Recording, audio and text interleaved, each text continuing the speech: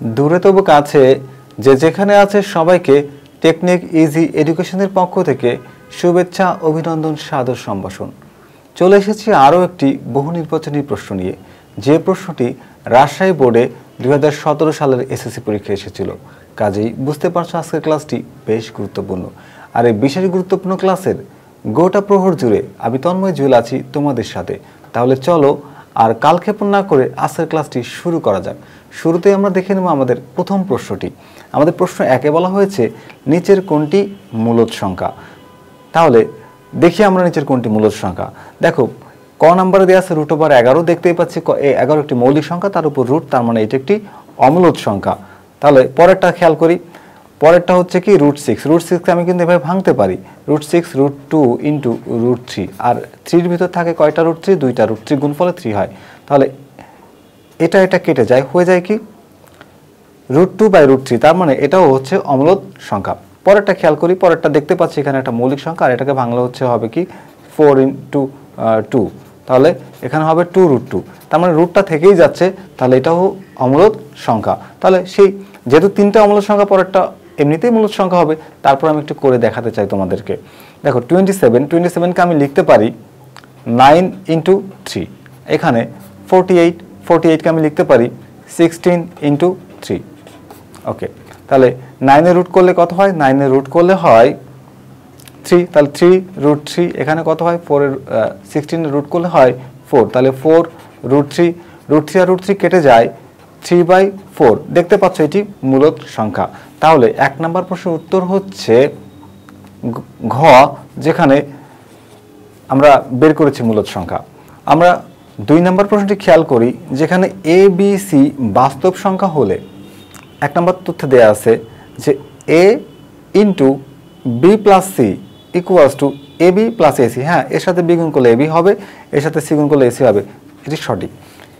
a is smaller than b বা b is greater than a হলে a + c is greater than b, a + c is smaller than b + c। তোমরা দেখো যে এখানে bটা a অপেক্ষা বড়।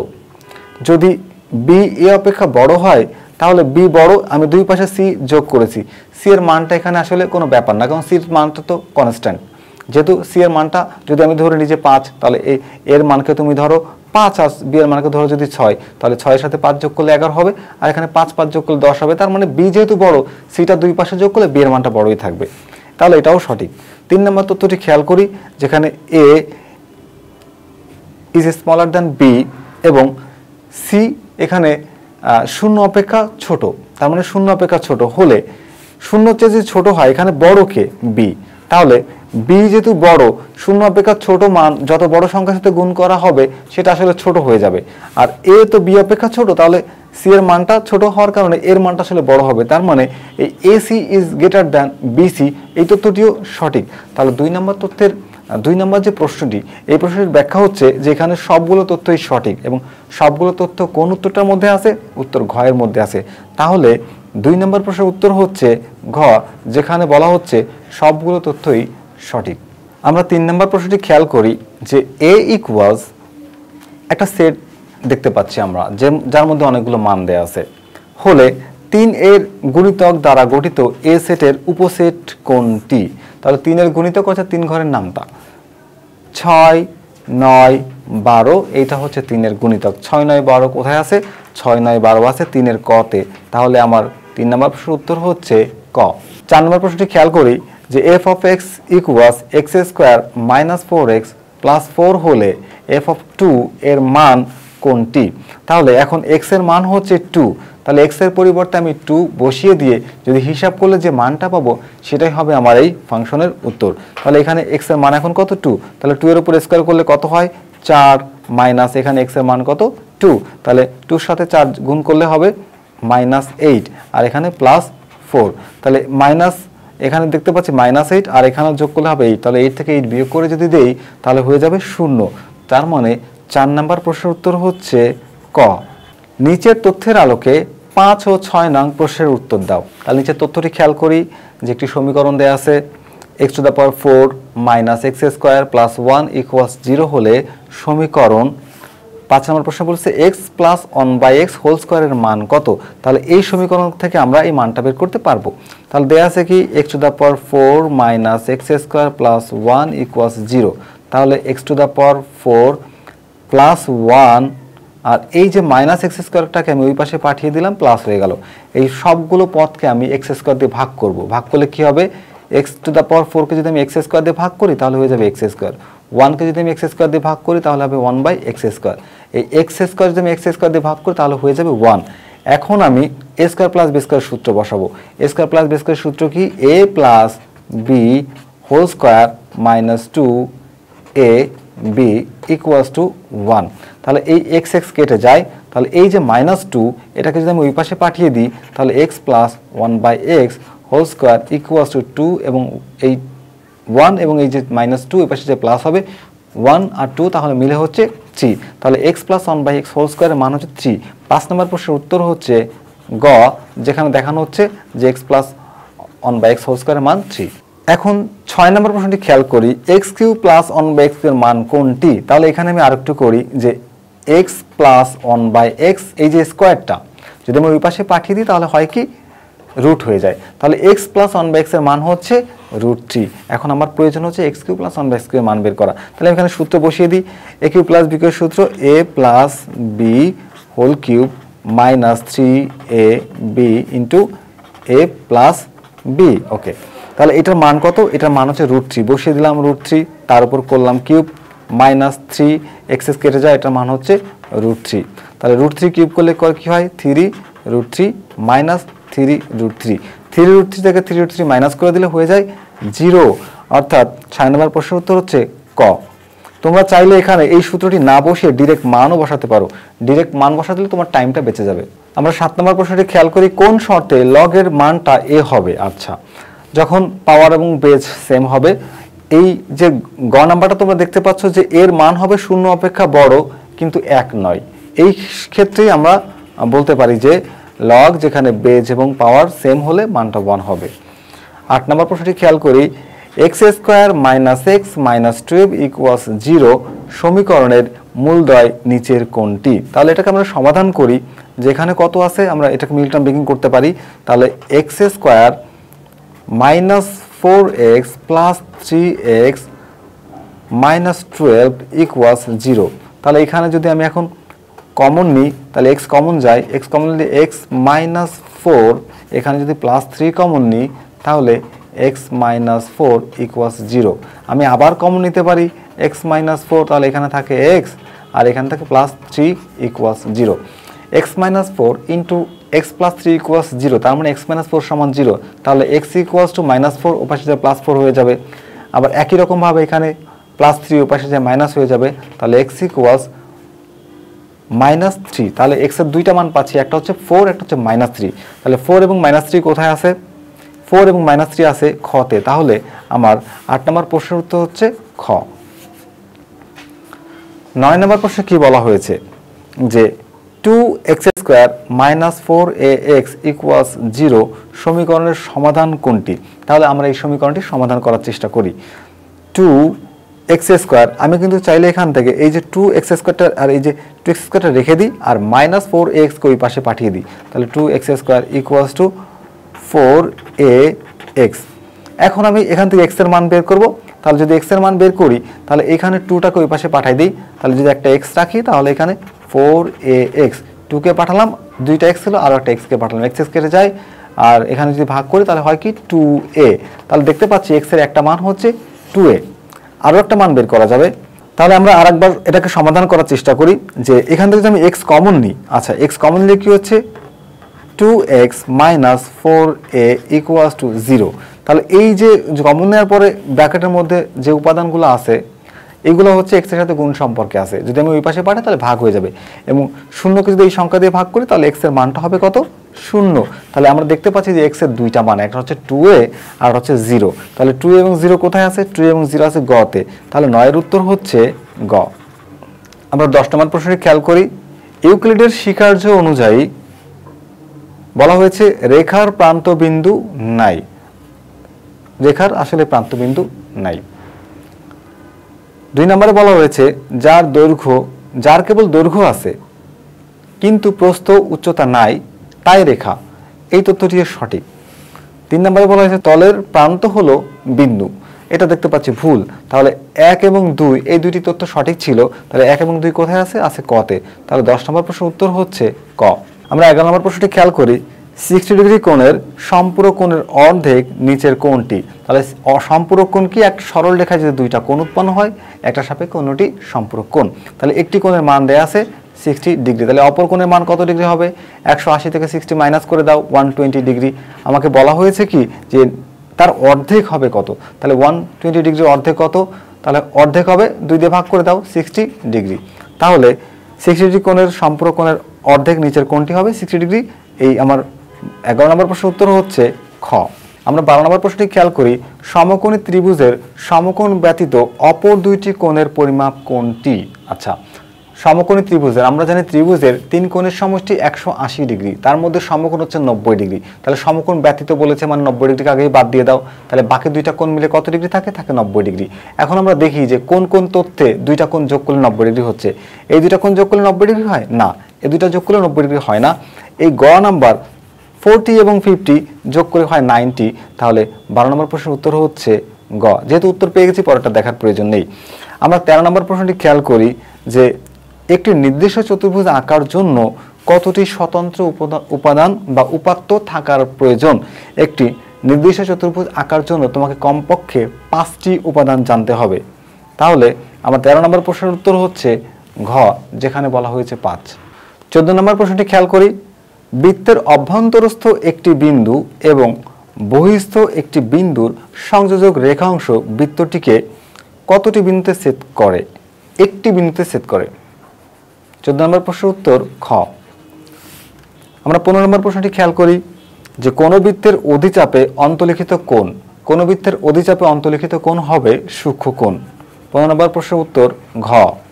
নিচের তথ্যের আলোকে 16 ও 17 নং প্রশ্নের উত্তর দাও। আচ্ছা, তাহলে আমরা উদ্দীপকটি ভালো করে খেয়াল করি যে A B C, okay, A B C একটি সমকোণী ত্রিভুজ। এই হচ্ছে সমকোণের সিম্বল তোমরা দেখতে পাচ্ছ। আর এখানে বলছে থিটা হচ্ছে, সি কোণটা হচ্ছে থিটা। এদিকে আমরা দেখতে পাচ্ছি যে কালো অংশটুকু, এটা হলো থিটা। আচ্ছা, তাহলে কস থিটা এর মান কোনটি? তোমরা দেখো যে এটা যদি থিটা হয় তাহলে এটা হচ্ছে লম্ব, লম্বের মান দেয়া আছে 3, তাহলে এটা হচ্ছে ভূমি, ভূমির মান দেয়া আছে 4। অতিভুজের মানটা আমরা পিথাগোরাসের সূত্র দিয়ে বের করতে পারবো, 4a² + 3a² = 5। তাহলে এসির মান হচ্ছে 5। তাহলে কসের সূত্র কি? কসের সূত্র হচ্ছে ভূমি বাই অতিভুজ। তাহলে ভূমি হচ্ছে এখানে 4 আর অতিভুজ হচ্ছে 5। তাহলে ভূমি, তাহলে কস থিটার মানটা কি পেলাম আমরা? এই যে 4/5। তার মানে 16 নম্বর প্রশ্নের উত্তর হচ্ছে খ, যেখানে 4/5 আছে। আচ্ছা, পরবর্তী কোশ্চেনটি আমরা খেয়াল করি যে tan theta plus cot theta minus sec theta equals to কত? আচ্ছা, তাহলে tan থিটা আমরা দেখি যে tan এর সূত্র কি? লম্ব বাই ভূমি। তাহলে লিখতে পারি লম্ব বাই ভূমি প্লাস cot থিটা, কটের সূত্র কি? ভূমি বাই লম্ব। তাহলে লেখা যায় 4/3 minus sec theta, sec theta হচ্ছে অতিভুজ বাই ভূমি। তাহলে অতিভুজের মান দেখো তোমরা 5, তাহলে লিখতে পারি 5 আর ভূমি হচ্ছে এখানে 4। তাহলে এটাকে হিসাব করলে আমি যেটা পাবো সেটাই আসলে আমার 17 নম্বর প্রশ্নের উত্তর হবে। এখন আমি 4, 3 এবং 4 এর লসাগু করি। লসাগু হচ্ছে 12। 4কে যদি 12কে যদি 4 দিয়ে ভাগ করি তাহলে কয়বার যাবে? যাবে 3 বার। 3 গুণ 3 তাহলে হয় 9। এখানে 3কে যদি আমি 12কে যদি আমি 3 দ্বারা ভাগ করি তাহলে কয়বার যাবে? এখানে যাবে 4 বার। 4 গুণ 4 16 মাইনাস এখানে যাবে 3 বার। 3 গুণ 5 হয়ে যায় কত? 15। আচ্ছা, তাহলে এবার 9 এবং 16 যোগ করলে কত হয়? 25। 25 মাইনাস 15/12। তাহলে এটাকে আমি হিসাব করলে কি পাচ্ছি? এখানে পাচ্ছি 10 আর এখানে পাচ্ছি 12। তাহলে এখন এটাকে আমি যদি একটু ভাগ করি তাহলে কি হয়? 5/6। তাহলে আমার 17 নম্বর প্রশ্নের উত্তর হচ্ছে 5/6। 5/6 কোথায় আছে? 5/6 আছে 17 ঘতে। তাহলে 17 উত্তর হচ্ছে ঘ। এবার আমরা 18 নম্বর প্রশ্নটি খেয়াল করি যে ঝড়ে একটি গাছ হেলে পড়েছিল। আচ্ছা, এমতো অবস্থায় গাছের গোড়া থেকে 7 মিটার উচ্চতায় একটি খুঁটি ঠেস দিয়ে গাছটিকে সোজা করে রাখা হলো। আচ্ছা, তাহলে ভূমিতে খুঁটিটির খুঁটিটির স্পর্শ বিন্দুর অবনতি কোণ 30 ডিগ্রি। খুঁটিটির দৈর্ঘ্য কত? আচ্ছা, তাহলে একটা গাছ ঝড়ে হেলে পড়েছিল, আমি একটা খুঁটি দিয়ে সেটাকে সোজা করলাম। এই হলো আমার একটা খুঁটি যেটা কাজ ছিল, আর এই গাছটাকে আমি সোজা করে দিলাম, তাহলে এটা আমার গাছ। আচ্ছা, এইখানে হচ্ছে অবনতি কোণ উৎপন্ন হলো, তাহলে এই হচ্ছে আমার ভূমি। আচ্ছা, এখানে অবনতি কোণ কত ডিগ্রি ছিল? 30 ডিগ্রি। ওকে, তাহলে আমার খুঁটিটি গাছের গোড়া হতে 7 মিটার উচ্চতায় একটি খুঁটি ঠেস দিয়ে রাখা আছে, সোজা করে রাখা হলো। ভূমিতে খুঁটি স্পর্শ করে, তাহলে আমার খুঁটির দৈর্ঘ্য কত? তাহলে এখান থেকে যে গাছটি হেলে পড়েছিল 7 মিটার উচ্চতায় খুঁটির ঠেক দেওয়া, তাহলে এটা হলো 7 মিটার। তাহলে এটা যদি 30 ডিগ্রি কোণ হয়, তাহলে এখানে আমি 30 ডিগ্রি কোণ লিখতে পারি, কারণ এটা একান্তর কোণ। আমাকে বের করতে বলা হয়েছে খুঁটির দৈর্ঘ্য। তাহলে খুঁটি কোণটা আমার এই যে, মনে করো এই হচ্ছে আমার খুঁটি, আমি এখানে নাম দিয়ে দিই একটু এ বি সি, তাহলে এসিটা হচ্ছে আমার খুঁটি। আচ্ছা, এখন এই খুঁটির মান আমাকে বের করতে হবে। তাহলে এটা হচ্ছে লম্ব আর এটা হচ্ছে অতিভুজ। থিটা এখানে উৎপন্ন হলে এটা লম্ব, এটা অতিভুজ। লম্ব বাই অতিভুজ সূত্র কিসের হবে? সূত্র হবে সাইনের। তাহলে সাইন কত ডিগ্রি? 30 ডিগ্রি। সাইন 30 ডিগ্রি মান কত? হাফ। তাহলে হাফ ইকুয়ালস টু লম্ব বাই অতিভুজ, লম্ব হলো 7 আর অতিভুজ হচ্ছে এসি। তাহলে এসি সমান কি হয়? এসি সমান, এখানে আমি আর গুণন করব, 2 × 7 ইকুয়ালস টু 14। তাহলে এসির মান হচ্ছে 14, মানে আমার খুঁটির দৈর্ঘ্য হচ্ছে 14 মিটার। তাহলে 18 নম্বর প্রশ্নের উত্তর হচ্ছে গ। আমরা 19 নম্বর প্রশ্নটি খেয়াল করি যে নিচের তথ্যগুলো লক্ষ্য করো। আচ্ছা, 3টি তথ্য দেওয়া আছে, আমরা ভালো করে এই তথ্যগুলো খেয়াল করি।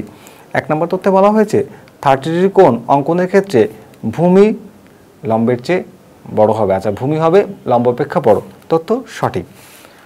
আমরা 45 ডিগ্রি কোণ অঙ্কনের ক্ষেত্রে ভূমি এবং লম্ব সমান হবে। দেখো 45 ডিগ্রি যখন কোণ উৎপন্ন হয় তখন লম্ব আর ভূমি সমান হয়। আচ্ছা, 60 ডিগ্রি কোণ অঙ্কনের ক্ষেত্রে ভূমি, আমি যখন 60 ডিগ্রি কোণ অঙ্কন করব তখন আমার ভূমি হবে ছোট আর লম্ব হবে বড়। তাহলে আর এই প্রথমটা আমরা বলেছিলাম কি, যে ভূমি যখন আচ্ছা, প্রথমটা বলেছিলাম হচ্ছে ভূমি বড় হবে, লম্ব ছোট হবে কখন? যদি 30 ডিগ্রি কোণ হয়, অর্থাৎ এটার উল্টাটা হবে, এখানে হলে এটা ছোট হয়ে যাবে। তার মানে দেখতে পাচ্ছি এখানে সকল তথ্যই সঠিক। সকল তথ্য যদি সঠিক হয় তাহলে 19 নম্বর উত্তর হচ্ছে ঘ, যেখানে সকল তথ্য সঠিক বলা হয়েছে। 20 নম্বর প্রশ্নটি খেয়াল করি যে এ বি সি ক্রমিক সমানুপাতি হলে নিচের কোনটি সঠিক? এ বি সি যদি ক্রমিক সমানুপাতি হয় তাহলে আমরা A by B equals to B by C লিখতে পারি। তাহলে কি হয় যে বি বি গুণ করলে হয় B square equals to A C. তাহলে সঠিক হচ্ছে খ। 20 নম্বর প্রশ্নের উত্তর খ। 21 নম্বর প্রশ্নে দুইটি সমীকরণ দেয়া আছে। একটা দেয়া আছে 2x minus Y equals to 8, আর একটা সমীকরণ দেয়া আছে x minus Y equals to 4। আমাকে বলা হয়েছে x প্লাস ওয়াই এর মান বের করতে। আমি 1 নং সমীকরণ থেকে 2 নং সমীকরণটি বিয়োগ করে দিই। তাহলে বিয়োগের সময় চিহ্ন পরিবর্তন করে দেই। তাহলে এখানে 8 থেকে 4 বিয়োগ করলে 4, এখানে আচ্ছা এখানে ছিল 2y, 2 নম্বর সমীকরণে x মাইনাস 2y ছিল। আচ্ছা, তাহলে এখানে 2y থেকে y বিয়োগ করলে থাকে y, 2x থেকে x বিয়োগ করলে থাকে x। তাহলে x প্লাস y এর মান হচ্ছে 4। তার মানে 21 নম্বর প্রশ্নের উত্তর হচ্ছে খ। 22 নম্বর প্রশ্নটি আমরা একটু মনোযোগ দিয়ে খেয়াল করি যে এ বি সি ডি সমান্তর ধারার 4টি ক্রমিক পদ হলে নিচের কোনটি সঠিক? যদি এমন হয় যে সমান্তর ধারার ক্ষেত্রে পরপর ক্রমিক সংখ্যা থাকে, যেমন 1 যোগ 2 যোগ 3 যোগ 4 যোগ 5, তাহলে প্রথম পদ এবং তৃতীয় পদ যোগ করে 2 দিয়ে ভাগ করলে পেয়ে যাবে দ্বিতীয় পদ, অথবা দ্বিতীয় পদ ও চতুর্থ পদ যোগ করে 2 দিয়ে ভাগ করলে পেয়ে যাবে তৃতীয় পদ। তাহলে আমরা দেখি এখানে কি পাওয়া যাচ্ছে, যে এখানে দেখতে পাচ্ছি তৃতীয় পদ, এটা তৃতীয় পদের সাথে চতুর্থ পদ যোগ করছে, হবে না, এটা ভুল। পরেরটা দেখি দ্বিতীয় পদের সাথে যোগ করছে তৃতীয় পদ, এটাও হবে না। তারপরটা দেখি যে দ্বিতীয় পদের সাথে যোগ করছে চতুর্থ পদ, তাকে 2 দিয়ে ভাগ করলে তৃতীয় পদ সি এর মান পাওয়া যাচ্ছে। আচ্ছা, এই তথ্যটি সঠিক। তার মানে 22-এর উত্তর হলো গ। আমরা 23 নম্বর প্রশ্নটি খেয়াল করি, log 2 plus log 4 plus log 8 plus dot dot dot ধারাটির অষ্টম পদ কোনটি? তাহলে এই ধারাটি দেখে আমরা বুঝতে পারছি এটি একটি সমান্তর ধারা, যেখানে log 2 পরবর্তী পদ হচ্ছে log 4। তাহলে log 4 কে আমরা লিখতে পারি log 2 তার উপরে স্কোয়ার। একই রকমভাবে এখানে log 8 কে লিখতে পারি log 2 তার উপর কিউব, আর প্রথমটা ছিল log 2। ওকে, তাহলে এই 2 লগের অঙ্কের সামনে চলে আসে, log 2 plus 2 log 2 plus 3 log 2। দেখতে পাচ্ছ এটি একটি সমান্তর ধারা। তাহলে এটা হচ্ছে ধারার প্রথম পদ, এটা হলো দ্বিতীয় পদ। সাধারণত পাবো কিভাবে? এই log 2 থেকে 2 log 2 থেকে log 2 মাইনাস করো, অথবা 3 log 2 থেকে 2 log 2 মাইনাস করো, তাহলে থাকে কি ডি এর মান? ডি এর মান হয় log 2। ওকে, ডি এর মান log 2, এর মান log 2, আমাকে বের করতে বলা হয়েছে কত পদ? 8টি পদের মান। তাহলে 8টি পদের সূত্র কি হবে? a প্লাস, এখানে a হচ্ছে log 2, a plus n minus 1 মানে 8 মাইনাস 1, ডি এর মানও log 2। ওকে, তাহলে log 2, এখানে 8 থেকে 1 বিয়োগ করো হয় 7, তাহলে 7 log 2, 7 log 2 আর log 2 যদি যোগ করি তাহলে হবে 8 log 2।